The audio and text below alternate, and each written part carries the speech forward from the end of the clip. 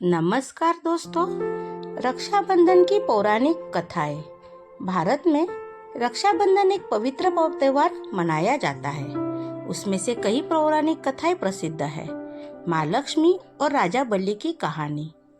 पौराणिक कथा के अनुसार जब असुर राजा बलि ने दान धर्म के खुश होकर भगवान विष्णु ने उससे वरदान मांगने को कहा, तो राजा बलि ने विष्णु भगवान से अपने साथ पाताल लोक में चलने को कहा और उनके साथ वहीं रह जाने का वरदान मांगा।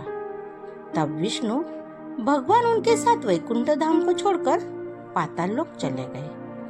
वैकुंठ में माता लक्ष्मी अकेली पड़ गई। भगवान विष्णु को पाताल लोक से वैकुंठ जाने के लिए माता लक्ष्मी ने बहुत प्रयास करने लगी। फिर एक दिन माँ लक्ष्मी राजा बलि के यहाँ एक गरीब महिला का रूप धारण करके रोने लगी। जब माँ एक दिन रोने लगी, तब राजा बलि ने उनसे रोने का कारण पूछा। माता लक्ष्मी ने बताया कि उनका कोई भाई नहीं है, इसलिए वे उदास है। ऐसे में राजा बलि ने उनका कोई भाई नहीं है बनकर उनकी इच्छा पूरी की और माता लक्ष्मी ने राजा बलि की कलाई पर रक्षा सूत्र बांधा। फिर राजा बलि ने उनसे इस पवित्र मौके पर कुछ मांगने को कहा, तो माँ लक्ष्मी ने विष्णु जी के अपने वर के रूप में मांग लिया और इस तरह श्री विष्णु भगवान वैकुंठ धाम वापस आए। ऐसी दूसरी कथा है माँ संतोषी कहानी। एक दिन भगवान श्री गणेश अपनी बहन मानसा देवी से रक्षा सूत्र बंधवा रहे थे। तभी उनके दोनों पुत्र शुभ और लाभ ने देख लिया। इस रस्म के बारे में पूछा, तब भगवान श्री गणेश ने इनसे एक सुरक्षा कवच बताया। उन्होंने बताया कि यह रक्षा सूत्र आशीर्वाद है और भाई बहन के प्रेम का प्रतीक है। यह सुनकर शुभ और लाभ ने अपने पिता से जिद की कि उन्हें एक बहन चाहिए और अपने बच्चों की जिद के आगे हार मानकर भगवान गणेश ने अपनी शक्तियों से एक ज्योति उत्पन्न की और अपने दोनों पत्नियों की रिद्धि सिद्धि की आत्मशक्ति के साथ इसे सम्मिलित किया। उसे ज्योति के एक कन्या संतोषी का जन्म हुआ और वो दोनों भाइयों को रक्षाबंधन के मौके पर एक बहन मिली। ऐसी ही तीसरी कथा है भगवान श्री कृष्ण और द्रौपदी की कहानी है, जो बहुत प्रचलित है। महाभारत के दौरान एक बार रासुई यज्ञ के लिए पांडवों ने भगवान कृष्ण को आमंत्रित किया।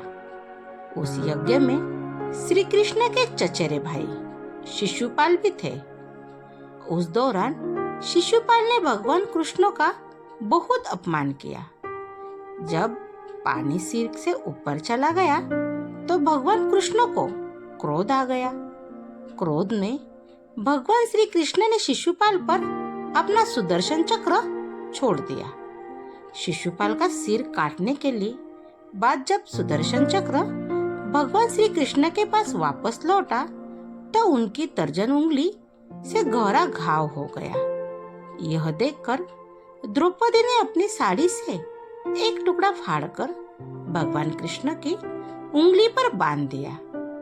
द्रौपदी से इस स्नेह को देखकर भगवान कृष्ण बहुत प्रसन्न हुए और द्रौपदी को वचन दिया कि वे हर स्थिति में हमेशा उनके साथ रहेंगे और हमेशा उनकी रक्षा करेंगे। इसके बाद जब द्रौपदी का चीरहरण होने लगा तो भगवान श्री कृष्ण ने अपना वचन पूरा किया। ऐसी ही भाई बहन के प्रेम के प्रतीक और रक्षा सूत्र के प्रतीक बहुत सारी कथाएं हैं। ऐसी एक कलयुग की भी कथा है जो महारानी कर्णावती और सम्राट हुमायूं की है। जबकि बात है जब चित्तौड़ पर सुल्तान बहादुर शाह आक्रमण कर रहे, तब महारानी कर्णावती ने अपने राज्य की सुरक्षा के लिए सम्राट हुमायूं को राखी भेजी और उनसे अपनी रक्षा की गुहार लगाई। हुमायूं ने राखी स्वीकार किया और अपने सैनिकों के साथ उनकी रक्षा के लिए चित्तौड़ निकल पड़े। मगर हुमायूं के चित्तौड़ पहुंचने से पहले ही महारानी कर्णावती ने आत्महत्या कर ली थी। ऐसी और एक कहानी है मृत्यु के देवता यमदेव और यमुना की कहानी है। जब कहानी की शुरुआत है एक पौराणिक कथा से। एक पौराणिक की कहानी है अनुसार मृत्यु के देवता यम अपनी बहन यमुना से 12 वर्ष तक मिलने नहीं गए। तब यमुना दुखी हो गई और अपनी माँ गंगा से इस बारे में बात की। माँ गंगा ने यम को यह खबर पहुंचाई कि यमुना उनकी प्रतीक्षा कर रही है और यह सुनते ही यम अपनी बहन यमुना से मिलने आए। यम को देखकर यमुना बहुत खुश हुई और उनके लिए सारे व्यंजन भी बनाए। यम यह प्रेम भाव देखकर बहुत खुश हुए और उन्होंने यमुना को मनचाहा वरदान मांगने के लिए कहा। इस पर यमुना ने उनसे यह वरदान मांगा कि यम जल्दी ही फिर से अपनी बहन के पास आए। यम अपनी बहन के स्नेह को देखकर बहुत खुश हुए। Thank you. कहानी आपको कैसी लगी कमेंट बॉक्स में कमेंट करके बताइए। अगर आप चैनल पे नए हो तो चैनल को सब्सक्राइब कीजिए।